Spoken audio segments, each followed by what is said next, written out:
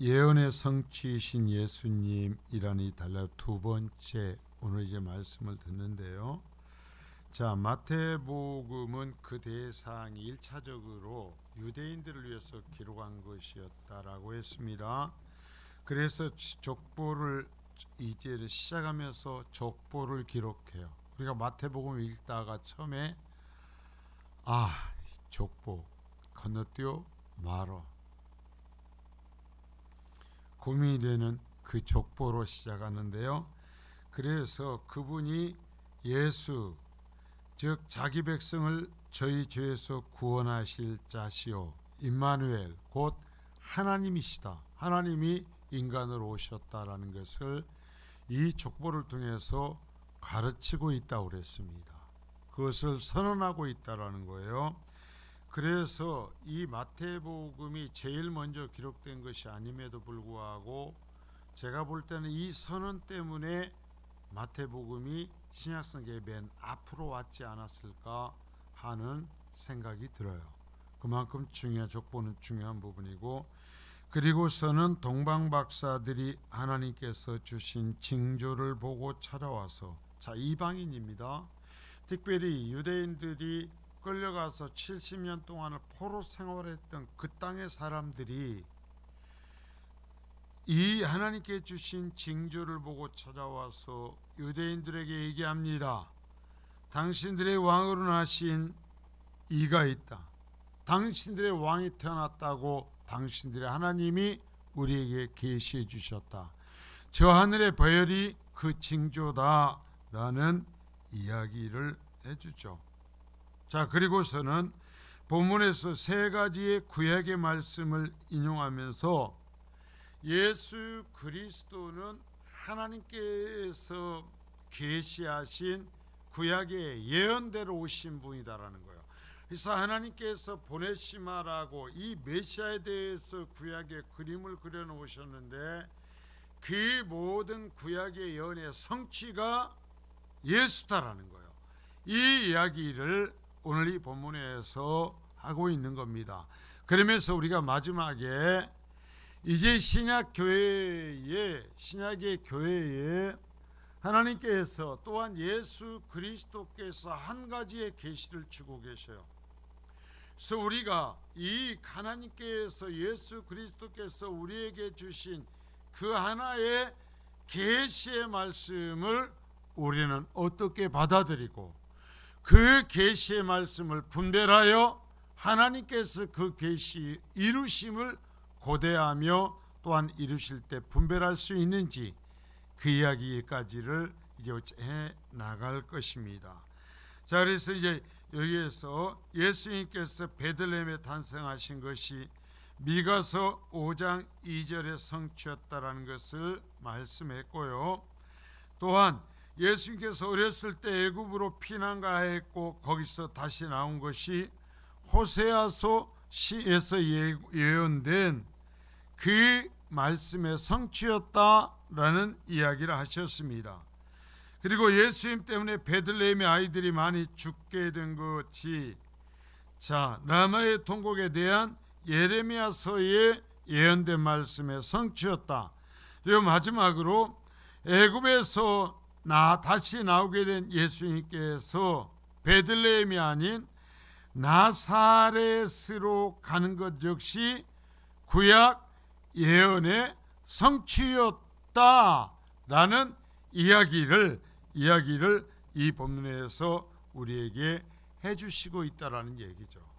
자, 그러니까 여기에서 이제 우리가 이 마태복음을 시작하며 신약성경을 위치적으로 놓고 시작하면서 하시는 말씀은 뭐냐면, 예수 그리스도는 어느 시점에 우연히 어쩌다 태어난 것이 아니라 하나님께서 계획하신 대로, 하나님께서 말씀해 주신 대로 하나님의 원하신 때 가장 정확하게 그 구약에 계시하신 것을 성취하셨고, 그분은 자기 백성을 죄에서 구원케 해서 오셨고, 그분은 또한 하나님이셨다라는 거예요. 하나님이셨다.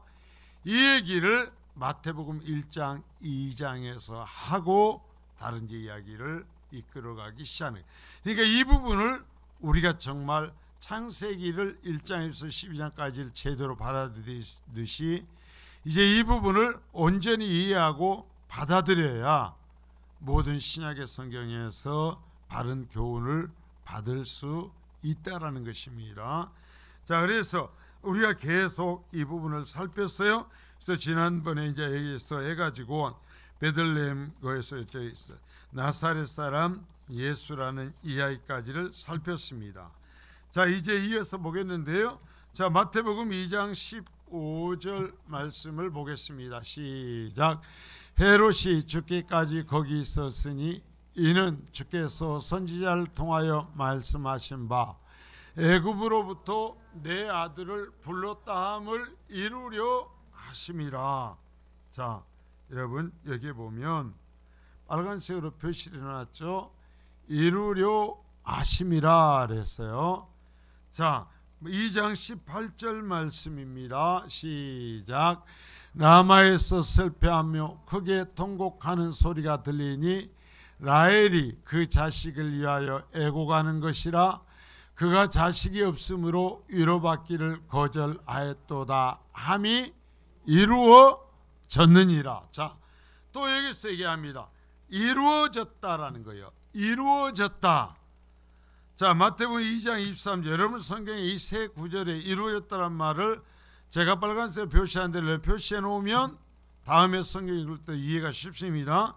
2장 23절. 자, 시작. 나사렛이란 동네에 가서 하니 이는 선지자로 하신 말씀이 나사렛 사람이라 칭하려 하심을 이루려 하심이라. 자, 여러분 보십시오. 여기에서 결국은 구약의 예언의 말씀이 있습니다. 구약의 이스라엘 백성들의 선지자들 통해서 주신 예언의 말씀들이 쭉 있습니다. 구약의 말씀들이 있는데 이제 여기에서 마태를 통하여서 하나님께서 얘기하기를 예수 그리스도의 탄생은 어떤 우연한 사건이 아니라는 거예요. 우연한 사건이 아니라 구약에서 예언하신, 구약에서 하나님께서 선지자를 통해서 말씀하신 그 하나님의 말씀을 이루신 일이다라는 거예요. 이루신 것, 이것이 예수 그리스도가 오신 그 사건의 실체다라고 이야기하는 것이죠. 자, 여기 분명히 앞에서 얘기했어요. 이 마태복음은 1차적인 대상이 유대인들이라고 그랬습니다. 유대인들은 구약의 말씀을, 하나님의 말씀을 붙들고 그 하나님의 말씀을 따라 하나님께서 이루실 것을 소망하면서 살아가고 있던 사람들입니다. 그런데 그 사람들이 얘기하는 것입니다. 너희가 바라는, 자, 눈 뜨고 눈으로 들으시라고 그랬어요. 너희가 바라는 하나님께서 말씀하신 그 메시아에 대한 예언, 그것을 하나님이 이루셨다 하고 말씀하시는 거예요. 여러분, 이 이야기를 우리가 분명히 여기에서 들을 수 있어야 되는 거예요. 그런데요, 이스라엘 백성들이 이 구약의 예언의 말씀은 외우지만 물어보면 메시아가 어디서 탄생해? 그러면 베들레헴 하고 구약의 성경을 달달달 외우지만 성취하신 하나님의 그 성취를 알아봤어요? 못 알아봤어요? 못 알아본 거예요. 자, 분명히 이런 시간에 얘기했지만 우리가 하나님께서 말씀하시는 메시아의 탄생이 구약의 성취라고 말씀하시는 구약의 증거의 말씀들이 영적으로 껴있지 아니하면 분별하기 쉽지 않다라는 거예요. 어렵다라는 거예요. 여러분, 내 영이 깨어있어야 돼. 그저 습관적으로 그냥 지식적으로 외우고 배우고 습관적인 종교 생활을 통해서는 하나님의 말씀을 암송해도 깨닫기 어렵고 지식적으로 알아도 깨달을 수가 없다라는 거예요. 결국 어찌해야 되는가? 그 말씀을 기록하신 성령의 인도하심, 성령 하나님과의 교통, 내 속에 내주에 계시는 하나님의 통치가 있어야 된다라는 거예요. 자, 그냥 예수 믿습니다가 아니라 성령님이 수요일날 얘기했죠. 내 속에 성령님이 계신다고, 성령님이 통치하고 계신다고. 그러면 그 성령 하나님을 통하여서 다시 계시를 받는 것입니다. 이끌어 주심을 받는 것입니다. 그러면서 그 하나님의 말씀에 대한 이해와 믿음이 일어나야 된단 말입니다. 종교적 기간이 믿음의 크기를 말하는 게 아니에요. 내가 몇 대를 예수를 우리 집에서 믿었어요. 그것이 믿음의 크기를 말하는 것이 아니란 말입니다. 정말 우리가 성령 안에서 하나님의 말씀을 듣고 깨달을 수 있기를 바라는 것입니다. 자, 이토록 얘기해도 유대인들은 아직도 예수님을 믿지 않습니다. 정말 충격적인 것은 유대인들은 예수님을 온전히 부인하지만 제가요, 이슬람교들과 좋다라고 얘기하는 것이 아니에요.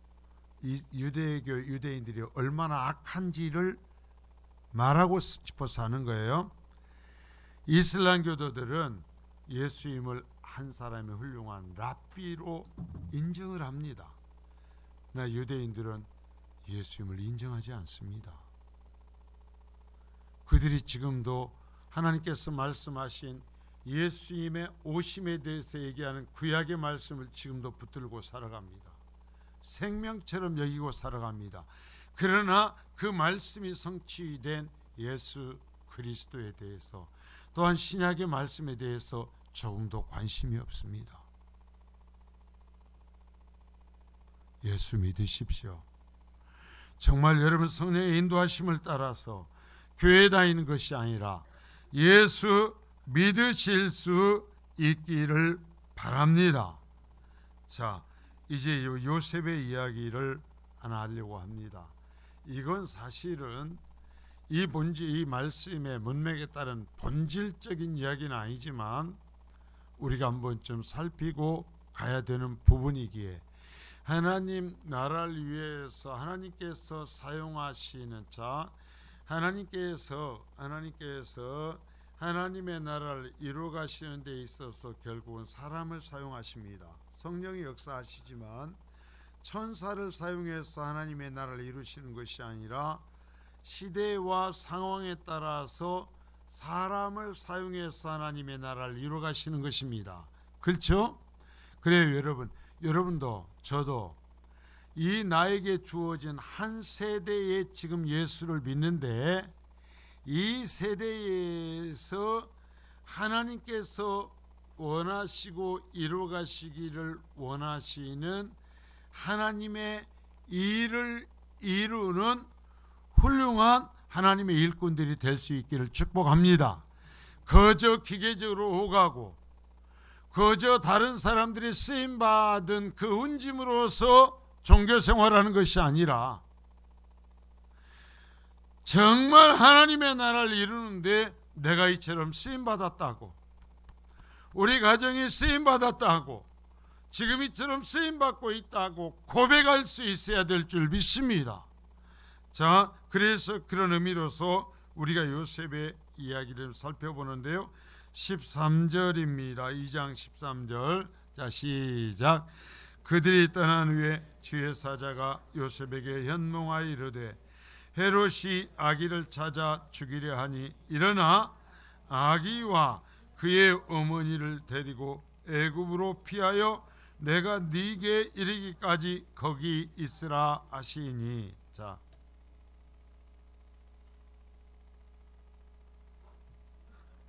요즘은 참 세상이 이 기계가요, 기술이 얼마나 발전했는지, 요즘은 해외에 나가도요, 그 나라 언어를 잘 못해도 핸드폰만 가지고 가면 어느 정도 이야기를 할 수가 있어요.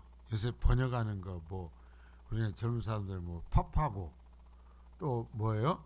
저기 구글에서는 그 번역기 이게 켜놓으면은요 얼마나 웃기냐면 내가요 한국말로 해갖고요 안녕하세요 해가지고 예를 들어서 베트남을 갔다. 그래서 베트남어로 말을 하면요 그게 글씨가 딱 써지면서 베트남 말로 안녕하세요 하는 거예요. 그러니까 세관에 갔는데 이 인간이 나를 통과 안 시키고 뭐라고 그러면은 딱 그걸 켜가지고 나 네 말 못 알아듣겠다. 얘한테 잘 말해주라 하고 하면은요 얘가 이 핸드폰 얘기를 하네요. 그 사람한테 나 영어 못해서 네 말 못 알아들으니까 얘한테 잘 말하라 하면은요 말을 해가지고요 내가 베트남 말을 하나도 못해도 한국말로 해가지고 얘기 다 하고 나갈 수가 있어요. 그런데 자 애굽으로 가래요. 이 얘기를 왜 하냐면 이때도 하나님께서 요셉에게 팝하고 번역기를 하나 줬을 거예요. 그렇죠? 우리는요 애굽으로 가면은요 옆 동네 가는 줄 알아요. 지금 우리 같으면 중국으로 가는 거예요. 멀리 떨어져 있는 다른 나라에 가는 겁니다. 다른 민족이 살고 있는 곳으로 가라는 거예요. 그것도 어쩌라고?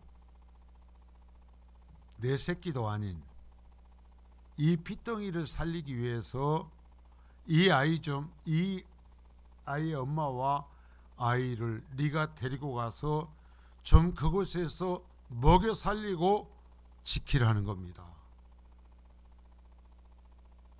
말이 안 통한다니까요. 요셉이요 통번역을 배운 사람이 아니요. 우리 김영기 집사님 한 번씩 일 나가면 말이 잘 통하면 깎아배워 줬습니까? 환장하죠. 요셉이 그랬지 않겠습니까? 자 여러분 보십시오. 엄밀히 보면 아기가 자기 자신의 자식이 아니잖아요. 게다가 지금 왜 애굽으로 가야 됩니까? 자기가 살고 있는 이 땅의 왕이 이 아기를 죽이려고 하기 때문에 이 아기를 살리기 위해서 도망쳐야 되는 것입니다. 그러나 만일에 가다가 잡히면 자신도 죽는 겁니다. 자신도 죽는 거예요. 자, 어떻게 하는 것이 좋을까요? 내 새끼도 아니니까 여기쯤에서 손을 터는 것이 낫지 않겠습니까? 글쎄요, 요즘 시대에 만일에 이런 부탁을 하나님이 하신다면 하나님께 네 삶의 터전 다 버리고 가네. 지금까지 자기가 살아왔던 모든 삶의 터전 버리고 말도 통하지 않는 곳에 내 새끼도 아닌 자식 지키고 살리기 위해서 가라 하면 요즘같이 똑똑하고 지혜로운 시대면 뭐라 그럴 것 같아요? 하나님 그만합시다. 여기까지 했으면 됐잖아요. 돌로 쳐 죽여야 되는데 안 죽이고 이 여인이 아이를 낳는 것까지는 내가 감당했지만 하나님 이 이상 이렇게 말씀하시는 것은 좀 곤란하지 않습니까? 여러분 그럴 것 같아.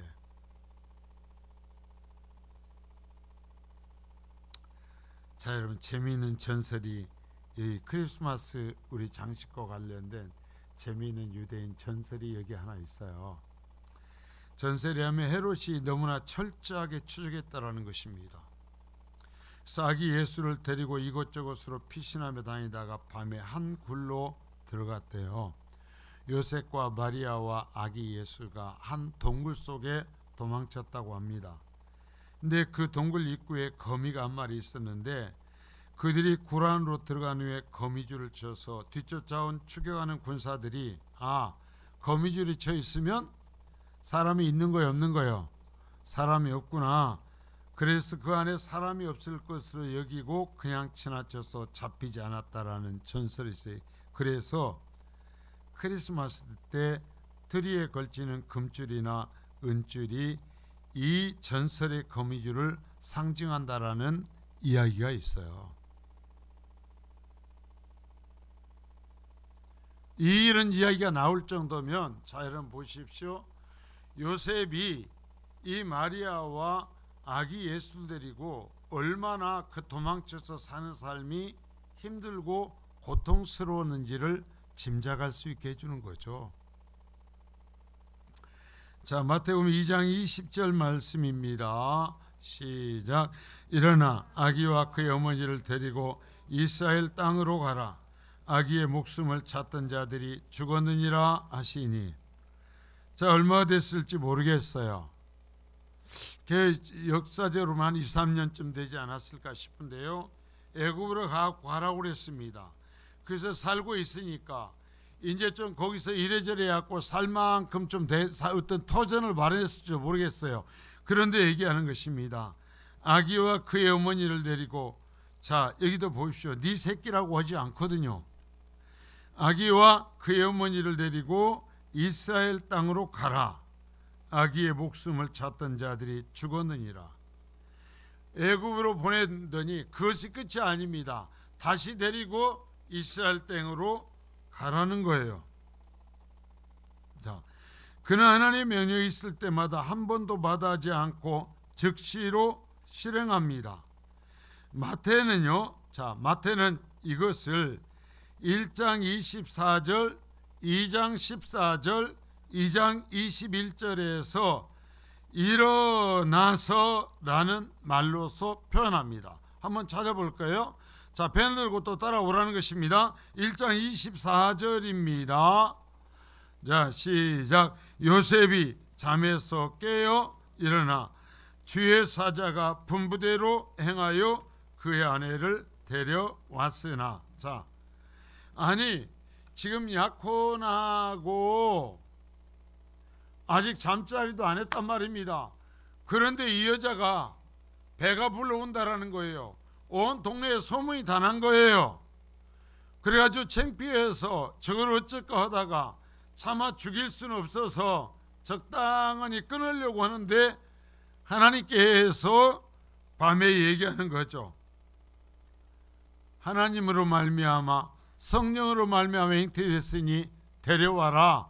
그러니까요, 자, 요셉이 잠에서 깨어 일어나 주의 사자의 분부대로 행하여 그 아내를 데려왔다. 자, 깨어 일어나 말씀하시자 바로 일어납니다. 여러분, 이건 말이 안 되는 얘기예요. 내 새끼가 아니란 말입니다. 여러분, 성령으로 잉태하여 예수님이 이제는 태어났다는 얘기를 우리는 성경을 통해서 완성된 성경을 통해 듣지만 그 시대에는 신약 성경이 없어요. 그 시대에는요, 하나님께서 처녀를 통하여서 아기를 낳도록 하신 적이 없어요. 들어본 적도 없어요. 그런데 성령을 통해서 잉태됐으니까 애를 배가지고 내가 약혼을 했지만 잠자리도 아니한 저 여자가 배가 불러서 애를 배서 배가 불러왔는데, 그래서 온 동네가 수군대면서 욕을 하고 있는데 데려오라는 거예요. 데려와서 살라는 거예요. 그러니까요, 요셉이 군소리하지 않고 깨어 일어나 주의 사자가 말한 대로 행하여서 데려왔다.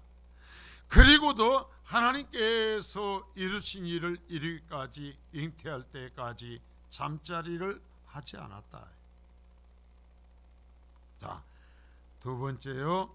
자, 2장 14절입니다. 2장 14 시작. 요셉이 일어나서 밤에 아기와 그의 어머니를 데리고 애굽으로 떠나가. 자, 헤롯이 죽이려고 한다는 것입니다. 왕이 죽이려고 하니까 애를 데리고 애굽으로 가라는 거예요. 말도 안 통하는 데라니까요. 다른 나라로 가는 거라니까요. 다르고 하다가 이제 왕이 군사들에게 잡히면 죽는다니까요. 그런데 요셉이 일어나 밤에 아기와 그의 어머니를 데리고, 자, 언제요? 밤에. 꿈에 얘기했단 말입니다. 그러니까 그 계시를 듣고 꿈에서 깨자마자 챙겨서 출발하는 거예요. 자, 그래서 성경 읽으면서 이 단어 하나의 의미가 뭔지를 알아야 돼요. 일어나서 아침밥 먹고 천천히 간 것이 아닙니다. 밤중에 하나님이 말씀하신 소리를 듣고 깨자마자 들쳐업고 애굽으로 출발하는 거예요. 누가? 요셉이. 누가? 애 아빠가?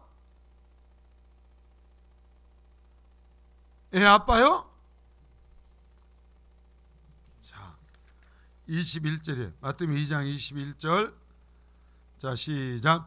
요셉이 일어나 아기와 그의 어머니를 데리고 이스라엘 땅으로 들어가니라. 애굽으로 갔더니 또 이스라엘 땅으로 데리고 가라 그래. 여기 있으면 안 돼. 이스라엘 민족에게 이 보낸 메시아니까 요셉아 일어나 이 아기와 어머니를 데리고 이스라엘 땅으로 가라. 내 백성의 땅으로 가라. 그러니까 요셉이 일어나서 바로 아기와 그 어머니를 데리고 이스라엘 땅으로 들어갔다. 자, 따라서 합니다. 일어나. 그래요. 하나님께서 말씀하시면 이 말씀을 따르면 고통이 옵니다. 손해가 옵니다. 무슨 일이 닥쳐올지 모릅니다. 심지어 죽을 수도 있습니다. 그러나 하나님 말씀하신 거 어떻게 하는 거예요? 일어나는 겁니다. 바로 순종하는 겁니다. 여러분 한번 생각해 보세요. 그가 애굽에서나 나사렛에서 얼마나 힘들게 그 어머니와 자식을 위하여서 일했을까 쉽게 짐작이 가요. 자, 말이 통하지 않는 애굽. 자, 나사렛. 자기가 지금까지 살던 곳과는 전혀 상관이 없는 타향입니다. 그곳에 가서 삽니다. 제가요 78년도에 회사에 들어가서 부산에 가서 17년을 살았거든요. 지금도 전라도 경상도가 참 볼만하죠. 얼마나 싸웁니까? 완전 우리나라는 동과 서로 나뉘어져 있잖아요. 우리가 인정할 수밖에 없어요. 실제로 선거를 해보십시오. 한쪽은 이쪽 색깔, 한쪽은 저쪽 색깔, 그렇지 않습니까? 78년도에 제가 가니까 그 동네 사람들이요 하는 것이, 전라도 사람들은요 마치 우리가 그때 생각할 때 저 북한 사람들은 저 완전히, 여러분들 보면 저희가 성장할 때는 사람이 아닌 줄 알았어요. 도깨비 같이 머리에 뿔 나고 공산당은 그런 줄 알았었어요. 근데요 정말 그 당시에 제가 갔을 때 경상도 사람들은 전라도 사람들을 그렇게 생각을 했었어요. 아예 접촉을 안 하려고 그러는 거예요. 그래갖고 모여서 전라도 사람들이 어떤 선한 얘기가 나오면은, 아니 전라도 사람도 그렇게 착한 사람이 있어? 이게요 어떤 특별한 사람이 아니라 일반 주민들이 그냥 하는 소리요. 전라도에도 그런 착한 사람이 있어? 그러니까 전라도 사람은 뭐가 똑같은 거예요. 전부 다 악하고 악한 사람들이라고만 생각을 했었어요. 지금도 마찬가지잖아요. 자, 근데 여러분 보십시오. 2000년 전이면 여러분 지역이 동네가 우리나라로 하면은 시족사회 시대입니다. 시족. 자기의 혈족들끼리 뭉쳐서 사는 시대예요. 거기도 마찬가지예요. 대개 그러한 곳에 전혀 상관이 없는 나사렛이라는 동네에 가서 여기에서 사는 거예요. 여러분, 그런데요 가는 겁니다. 하나님께서요 이 요셉이 갈 때 여비를 챙겨서 준 적도 없어요. 그냥 가라고만 하셔요. 그러니 말도 통하지 않는 곳에 가서 이 애 엄마와 아기를 먹여 살리기 위해서 여러분 요셉이 어떻게 살았겠습니까? 할 수 있는 모든 일은 다 했을 겁니다. 안 굶어 죽으려고. 할 수 있는 모든 일은 애굽에서 했을 거예요. 자, 목수였다고 하는데요 나사렛에 가서 나사렛 땅에 가면서 그 생각을 했어요. 요셉이 여기에서 얼마나 힘들게 살았을까. 먹여 살려야 되잖아요. 그 뒤에 이제 자식들도 줄줄이 낳잖아요. 그러니까 요셉이 정말 이 땅에 살아있는 그동안 참 허리 한번 펼 수 없는 삶을 살았을 것입니다. 그런데요, 그러면서도 하나님 말씀하시면 즉각 순종합니다. 일어나. 하나님께서 말씀합니다. 말씀하실 때마다 즉각 일어나 순종했다. 자, 따라서 합니다. 일어나 순종하였다. 제가 볼 때는요, 어쩌면 천주교에서는 성모 마리아 있었지만 하나님의 나라에서는 요셉이 더 큰 상을 받았을지도 몰라요. 예수님을 성장시키고 지키고 기르는 데에는 마리아보다 요셉의 공로가 훨씬 커요.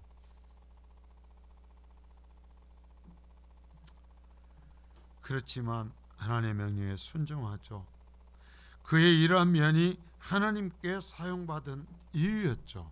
자, 여러분 보세요. 하나님이 왜 요셉을 선택했을까? 마리아도 선택하지만 왜 요셉을 선택했을까? 그것은 끝까지 하나님이 말씀하시면 예 하고 일어나 순종하는 성품 때문이었다라는 거예요.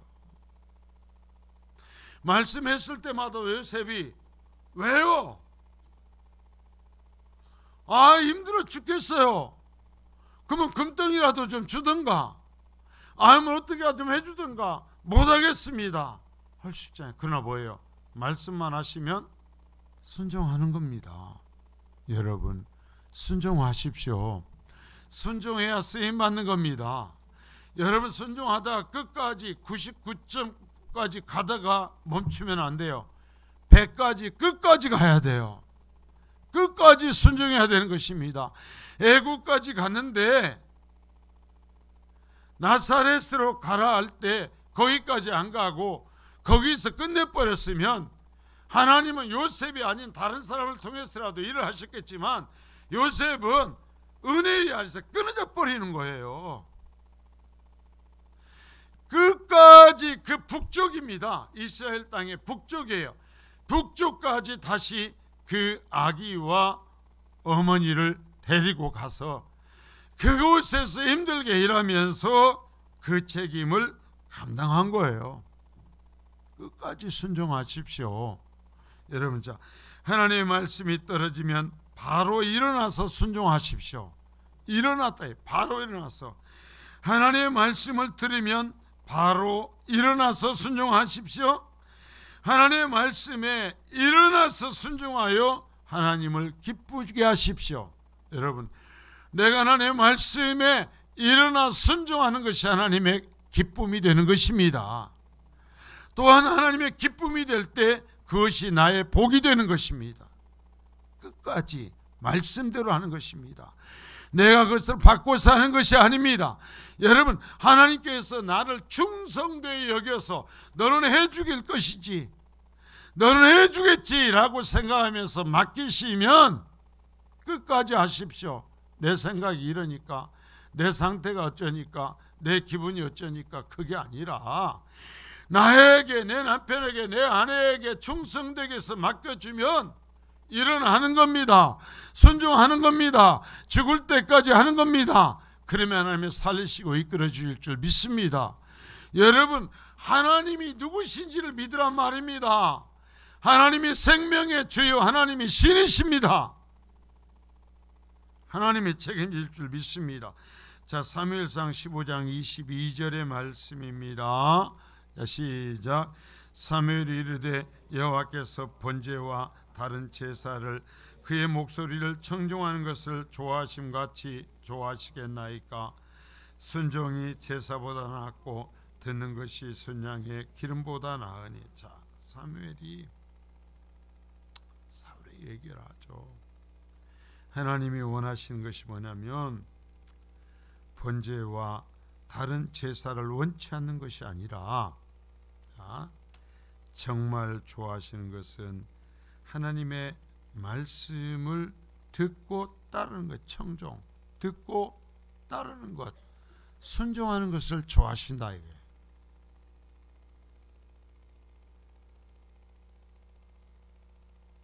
자, 이 사무엘이 말한 식으로 하면 번제와 다른 제사, 자, 예배하지 말라는 게 아니에요. 어떤 의미에서는 예배함보다 그 말씀을 듣고 순종하는 것이 진짜 예배다라는 거예요. 하나님은 그걸 원하신다라는 거예요. 그러면서 얘기하죠. 순종이 제사보다 낫습니다. 말씀을 듣는 것이 순장의 기름, 즉 어떠한 제물을 드리는 것보다 하나님의 말씀을 그대로 듣는 것이 하나님께서는 기뻐하시는 것입니다. 하나님의 말씀을 바로 들으십시오. 그리고 순종하십시오. 그게 하나님이 바라시는 예배인 것입니다. 자, 순종은 말로 하는 것이 아닙니다. 순종은 즉시 몸과 마음을 다하여 내 몸으로 일어서는 겁니다. 내 몸으로 행하는 것입니다. 내 몸으로 따라가는 것입니다. 여러분, 이게 순종이에요. 내 몸으로 따라가지 않는 건 순종이 아닙니다. 그리고 순종은 끝까지 하는 겁니다. 여러분, 우리가 가룟 유다를 생각해요. 저는요, 제가 생각해 평균 묵상하면서 가룟 유다만큼 예수님의 제자로서 어려움을 그 3년 공생애 동안 정말 힘든 사람이 있었을까? 저는 가룟 유다가 제일 힘들었을 거라고 생각해요. 왜? 살림을 살았어야 됐어요. 요즘 그래도 하나님께서 우리 성도들에게 복을 주시고 믿음을 주셔서 우리 교회도 그 어려움 때부터 재정이 뻥뿐하지 않고 여기까지 왔으니까 재정부원들이 그다지 재정을 감당이 힘들지 않습니다. 그러나 정말 예산은 세우지만 재정이 채워지지 않는 교회에서 재정을 감당하는, 참 예전에 시골의 장로님들은 죽을 맛이었습니다. 그 장로님들이 하는 일이 무엇이었었는지 아세요? 은밀히 사택에 쌀독을 들여다보는 것이 장로님들의 일이었어요.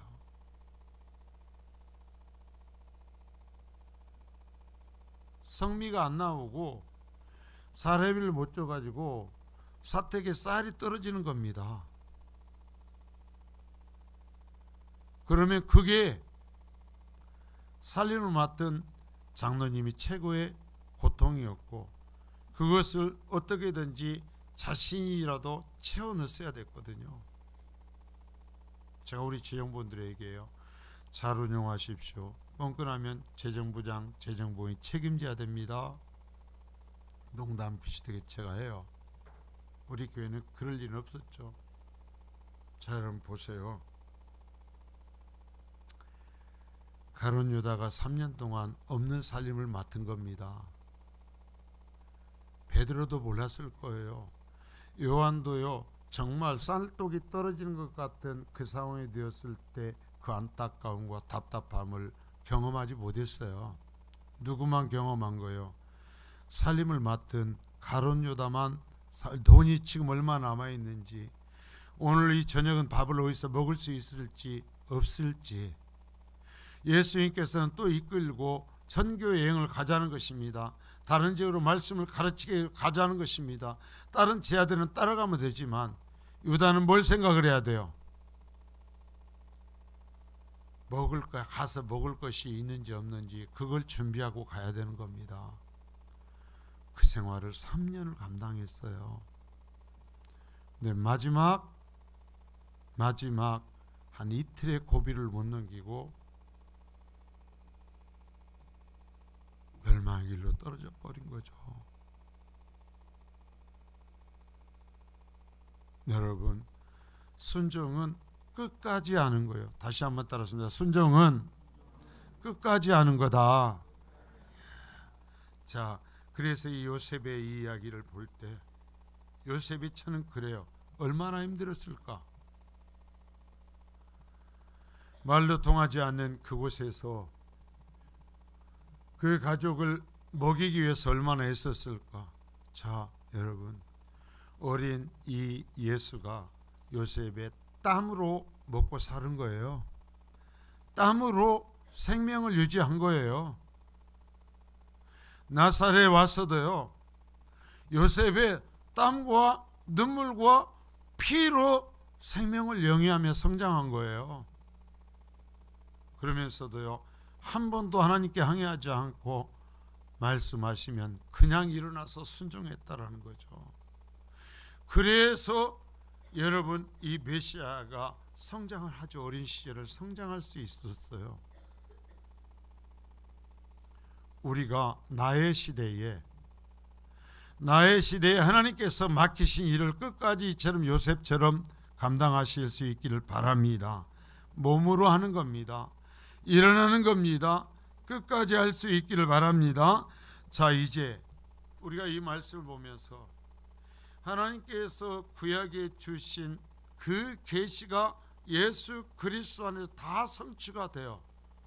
그래서 구약의 말씀을 이 마태를 통해서 맞대어 주면서 봐라, 성취됐지 않냐, 성취됐지 않냐 얘기를 하면서 확인하며 예수가 메시아라고 얘기했습니다. 자, 그러면 구약이 아니라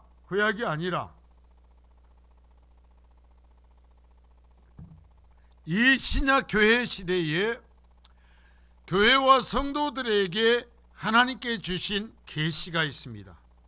계시가 하나가 있어요. 여러분, 그게 뭐예요? 하나님께서 신약의 성도들과 신약의 교회들에게 신약 성경을 통해 주신 계시가 하나 있어요. 그게 뭡니까? 예. 자, 따라서 합니다. 재림. 자, 구약 성경은 모든 것이 예수 그리스도의 초림으로 연결이 됩니다. 그래서 구약의 39권은 예수 그리스도의 초림의 이야기입니다. 그래서 예수 그리스도 첫 번째 오심으로서 다 성취가 되었습니다. 그래서 이 성경을 통해서 봐라, 구약의 성경을 갖고서 얘기를 해줬습니다. 그런데 신약 성경은 또 하나의 이야기를 합니다. 모든 것이 하나에다가 초점을 맞추며 신약 성경 27권 다 얘기를 합니다. 그게 뭐예요? 다시 온다. 이게. 그 메시아가 이 땅에 오셨던, 구약의 예언대로 이 땅에 오셨던 그 메시아, 십자가를 지고 자기의 백성의 죄를 감당하시고 하늘 영광의 자리로 하나님의 보좌에 앉으신 그분이 다시 온다. 이게 다시 온다. 그러나 이번에는 심판주로 온다. 구주가 아니라 심판주로 온다. 이 이야기를 27권은 다 하고 있는 겁니다. 그래서 27권의 이야기는 무엇으로서 총결이 되냐면 예수 그리스도의 재림으로서 총결돼요. 자, 구약의 39권의 말씀을 이스라엘 백성은 암송할 수 있었습니다. 그토록 가르쳤고 배웠습니다. 그러나 그것의 집중이요 성취인 예수 그리스도가 왔을 때 예수 그리스도를 알아보지를 못했습니다. 구약을 배우고 암송해도 그 말씀의 성취를 깨닫지 못했습니다. 그러면 우리는 어떤가? 신약의 27권의 유일한 계시예요. 이제 유일한 계시인 다시 오마, 내가 다시 올 거라고 말씀하신 예수 그리스도의 재림에 지금 모든 것이 초점이 맞춰져 가고 있습니다. 자, 모든 27권의 말씀이 초점이 맞춰져 가고 있습니다. 지금 교회는 여러분들에게 예수님이 오신다고 했습니까? 오신다고 그랬어요. 그러면 예수님이 오실 때에는 어떤 일이 있을 것이라고 했습니까? 예수님이 어디 그 메시아가 어디서 태어납니까? 할 때 구약성을 얘기하면서 베들레헴이다 했듯이 예수님이 오실 때 첫째의 전쟁과 첫째의 기근과 첫째의 질병이 그리고 이 우주 질서가 깨어지는 일이 있을 것입니다. 누구나 달달달달 외웁니다. 얘기할 수 있습니다. 그러나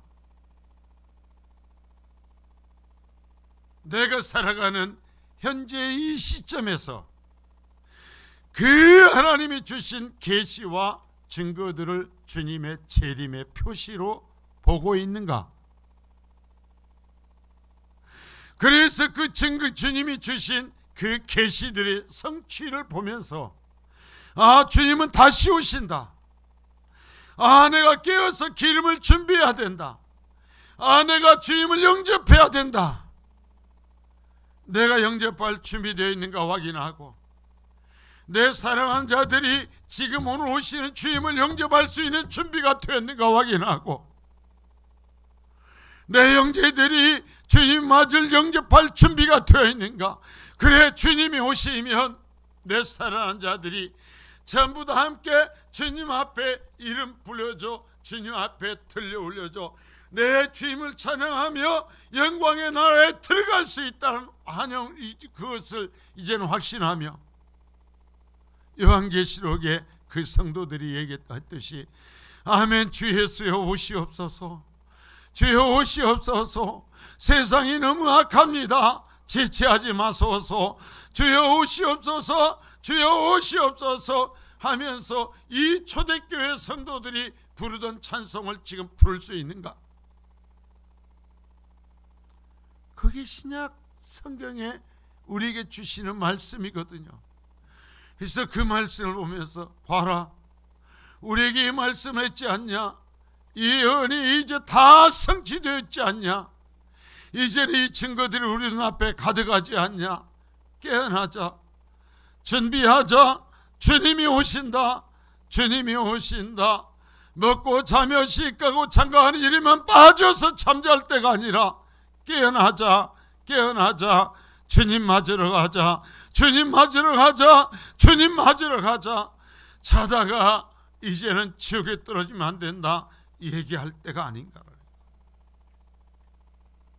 이스라엘 백성들의 처절한 실패 이야기를 보면서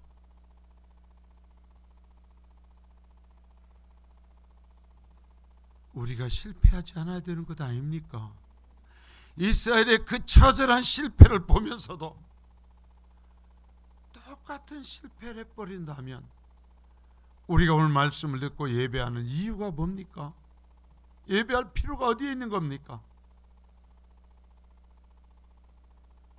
예수 그리스도가 오셔서 영접하지 아니하고 예수 그리스도를 공격하고 십자가에 못 박으라 예배하면서 성전에 가서 짐승을 주면서 그 짐승을 바쳤던 사람들하고 유일한 계시인 하나님의 말씀에 대한 확신 없이 준비 없이 예배하자 하는 사람과 무슨 차이가 있느냐라는 얘기예요. 하나님의 말씀을 들으십시오. 우리는 실패해서는 안 됩니다. 우리는 단 한 사람도 실패하지 않기를 원하는 것입니다. 제가요, 어쩔 때는 정도가 넘고 주제 넘을 정도로 애타는 소리를 합니다. 왜 그런 줄 아세요? 저는요, 글로만 읽은 게 아니에요. 저는 제가 보고 왔어요. 저는 제가 봤어요. 제가 천국과 지옥을 보고 왔어요. 그러기에 저는 글로만 읽고 배운 사람들처럼 말할 수가 없어요. 여러분, 정말 천국이 있고 정말 지옥이 있어요. 주님은 그 이야기를 하시려고 오늘도 우리를 부르신 것입니다. 실패하지 마십시오. 일어나십시오. 순종하십시오. 끝까지 믿으십시오. 끝까지 갑시다. 그리고 성령의 분별의 영을 구합시다. 우리 모든 사람이 천부가 구원에 이를 수 있기를 바랍니다. 헛것에 미혹당하지 말고, 눈앞에 있는 작은 현상들에 미혹당하지 말고, 주님이 애타게 말씀하시는 이 27권의 신약의 이 계시의 말씀을 바라보며 이제는 그 초점으로 모아진 모든 것이 계시로 인해서 불타올 때, 자, 우리가 이 돋보기로 사면은 어느 시점이 되면 모락모락 연기가 나면서 불이 붙잖아요. 이제 연기가 나고 있어요. 이제 불 붙을 시점이 됐어요. 이제 주님이 다시 오실 때가 됐어요. 여러분, 우리가 상상도 하지 못했던 시대를 우리는 살아가고 있어요. 이 증거들을 보면 깰 때가 되었지 않습니까? 깨어나십시오. 깨어나십시오. 예수 믿으십시오. 그리고 천국 가시기를 바랍니다. 천국 가십시오. 천국 가십시오. 천국 가셔야 합니다. 다시 오실 우리 주님, 오늘 또 우리에게 모여 이처럼 주님의 말씀을 듣게 하시니 감사를 드립니다.